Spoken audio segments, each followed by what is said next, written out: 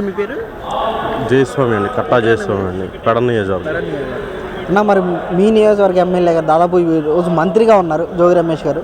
దాదాపు ఆయన ఎన్నో సార్లు కూడా చంద్రబాబు నాయుడు కానీ లోకేష్ని కానీ ఈరోజు తెలుగుదేశం పార్టీ అంటే ఆయన అవినీతి పార్టీ, బీసీలకు ద్రోహం చేసిన పార్టీ, బీసీలకు న్యాయం చేస్తూ నాకు మంత్రి పదవి ఇచ్చాడు జగన్మోహన్ రెడ్డి, నేను ఎంతోమంది బీసీలకు న్యాయం చేస్తున్నాను అని చెప్పి మాట్లాడడం ఎలా అనిపిస్తుంది అసలు?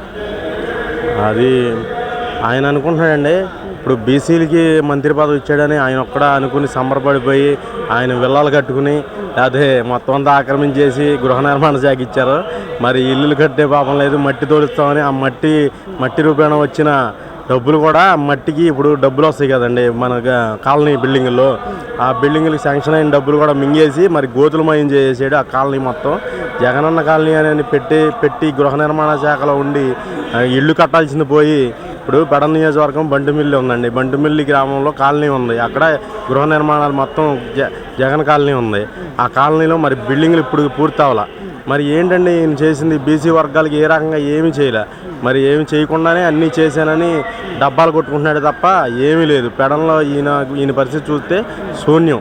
ఎందుకంటే ఇక్కడ అసలు ఏ రకమైన అభివృద్ధి అనేది బీసీ కోటాలో ఈయన గెలిచాడు తప్ప ఒక బీసీలను అడ్డం పెట్టుకుని ఈయన పెడ నియోజకవర్గంలో వీళ్ళని మోసం చేసి ప్రజల్ని ఈయన గెలిచి ఇవాళ తీవ్ర ఇబ్బందులు పడుతున్నా పట్టించుకునే పరిస్థితి లేదు. బండిమిల్లో చూస్తే బురద నీళ్ళు వస్తున్నాయండి, మంచినీళ్ళు బురద నీళ్ళే.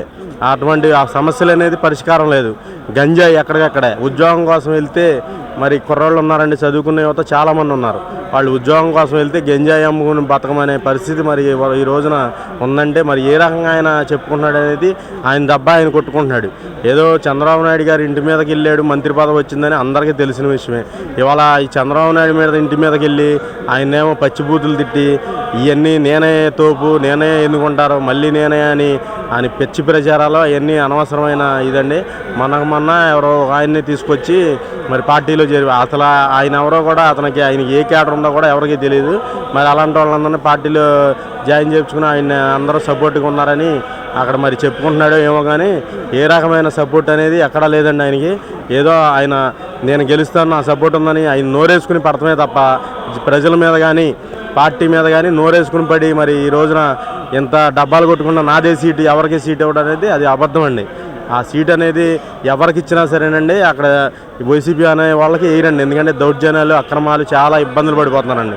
రొయ్యలు టైంలో ఆక్వా రంగంలో రొయ్యలు కొనాలంటే సరైన గిట్టుబాటు ధర లేక వీళ్ళు కొనకుండా నానా రకాల ఇబ్బందులు పెట్టేసి రైతుల్ని గగ్గోలు ఎత్తిన రోజులు ఉన్నాయండి. రొయ్యలు మరి కౌంటుకు వచ్చిన రొయ్యలు కూడా కొనే పరిస్థితి లేదు. కుళ్ళిపోయిన సరుకు రైతులు నానా ఇబ్బందులు పడ్డారు. వీళ్ళకి ప్రతి దానికి కమిషన్ కావాలండి, ప్రతి దానికి కమిషన్ అడుగుతాడు. బిల్డింగ్ కడితే కమిషన్, అన్నిటికీ పొలం రిజిస్ట్రేషన్ చేస్తే కమిషన్, అన్ని రకాల కమిషన్లు మరి ఆయన తీసుకుంటున్నాడు. ఏ రకమైన అభివృద్ధి చేస్తాడని ఆయన అంతటా ఆయన చెప్పుకుంటే కుదరదు కదండి. జనాలు కూడా ఆలోచించాలి. మరి మద్యం ఉంది, మద్యం తాగి ఎంతమంది ప్రాణాలు వదిలేస్తున్నారు.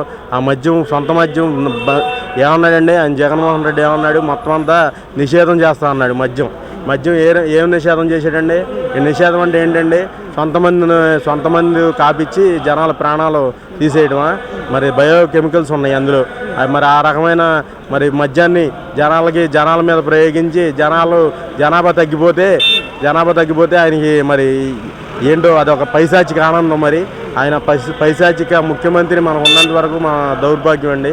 మరి ఈ రకమైన పరిపాలన జరుగుతుంది. తెలుగుదేశం ప్రభుత్వ హయాంలో ఇప్పుడు ఎవరైనా ప్రభుత్వ హయాంలో ఈ మంచి చెడులు అనేవి ఉంటాయండి, ఎవరు చేసినా సరే. మరి మన టీడీపీ గవర్నమెంట్లో ఉండగా మరి మంచే జరిగింది. ఎందుకనంటే ఇప్పుడు పెట్రోల్ కానీ నిత్యావసర సరుకుల ధరలు కానీ అన్నీ కూడా అన్నీ డౌన్గా ఉండేవి, అందుబాటులో ఉండేవి సామాన్యుడికి, కష్టపడుకునే వాడికి. మరి మద్యం కూడా ఇప్పుడు ఈరోజు మద్యం అంటున్నారు, కానీ మరి ఈరోజు కూలి పనికి వెళ్ళి ముఠా పనికి వెళ్ళే వాళ్ళు అందరూ కూడా ప్రతిరోజు కూడా ఆయన స్తోమత కొద్దీ ఎంతో కొంత మద్యం సేవిస్తారండి. ఎందుకంటే ఒళ్ళు పులిసిపోయి ఉంటుంది కష్టపడుకునే వాళ్ళు.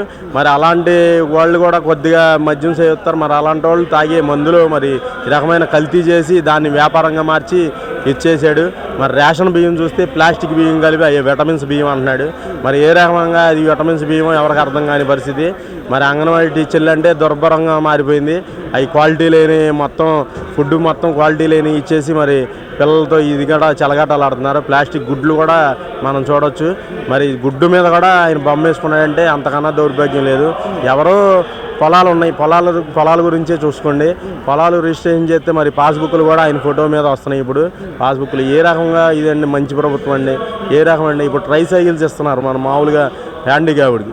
ఆ ట్రై సైకిల్ కూడా అది బీజేపీ ప్రభుత్వం ఇస్తే వీళ్ళ ప్రభుత్వం వీళ్ళ బొమ్మలు వేసుకుని ఇచ్చారండి. వాళ్ళు నార్మల్గానే ఇచ్చారు కానీ వీళ్ళ బొమ్మలు వేసుకుని ఇచ్చారు. మరి ఏ రకమైన అభివృద్ధి ఏం చేశారనేది అది కేంద్ర గవర్నమెంట్ ఇచ్చిన వీళ్ళ పేరు రాసుకుని జనాలను మోసం చేస్తున్నారండి. వీళ్ళు ఇచ్చేది ఏమీ లేదు, దోచుకునేది ఎక్కువగా ఉందండి. అసలు ఇది వీళ్ళు ఇవ్వటం అనేది కళ అండి. అసలు వీళ్ళు ఏదో నక్కతోక తొక్కి ఆ రోజున మరి జనాలందరూ మోసం చేసి గెలవడమే తప్ప ఈరోజు మరి గెలిచే పరిస్థితి లేదు. జనాల్లో వాళ్ళకి ఏ రకమైన స్పందన అనేది లేదు. అసలు ఓటు బ్యాంక్ అనేది లేదు. YCP 0 vote bank OTP. ఎందుకనంటే వాళ్ళకి లేదు ఓటింగ్ అండి.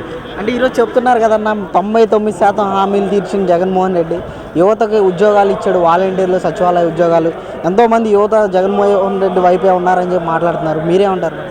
ఇప్పుడు వాలంటీర్ ఉద్యోగాలు ఇచ్చామంటున్నారండి. ఏంటండి వాలంటీర్ ఉద్యోగం అంటే? ఏంటండి అసలు అది ఉద్యోగం అంటే ఏంటండి? వాలంటీర్ ఉద్యోగం కాదండి, అది ఒక వాలంటీర్ వ్యవస్థ. అది ఒక ప్రైవేట్ సంస్థ సేవా కార్యక్రమం. అది సేవా కార్యక్రమం అనేది మీ కార్యకర్తలు కానీ వేరే వాళ్ళు ఎవరైనా కానీ ఇప్పుడు ఖాళీ టైంలో 1 గంట 2 గంటలు అలా చేపించాలే తప్ప ఈ వాలంటీర్లు అని వాళ్ళ జీవితాన్ని ఇప్పుడు చదువుకుని ఉన్నారు. డిగ్రీ చదివిన వాళ్ళు వాలంటీర్లు ఉన్నారు, బీటెక్ చదివిన వాళ్ళు వాలంటీర్ ఉన్నారు.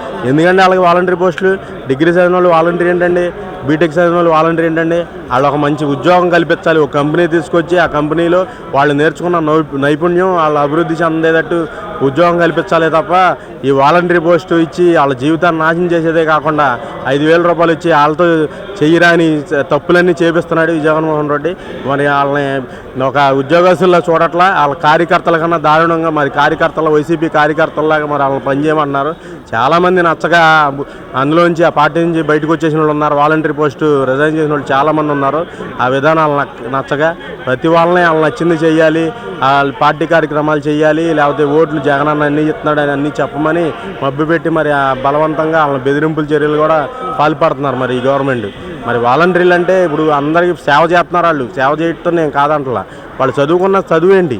వాళ్ళు ఇప్పుడు డిగ్రీలు చదువుకున్నారు, మరి బీటెక్లు చదువుకున్నారు, ఐటీఐ చదువుకున్న వాళ్ళు ఉన్నారు. మరి వీళ్ళందరికీ వాలంటీర్ ఉద్యోగం ఏ మూల సరిపోద్దండి? 5,000 రూపాయలు వస్తే వాళ్ళు ఏం సంపాదిస్తారు? పెళ్ళి అయ్యే వరకంటే సరిపోద్ది. పెళ్ళైన తర్వాత వాళ్ళ పరిస్థితి ఏంటి? ఏదో వాలంటీర్ ఉద్యోగం ఇచ్చేసానని డబ్బాలు కొట్టుకుంటే సరిపోద్దండి? అది ఉద్యోగం అండి?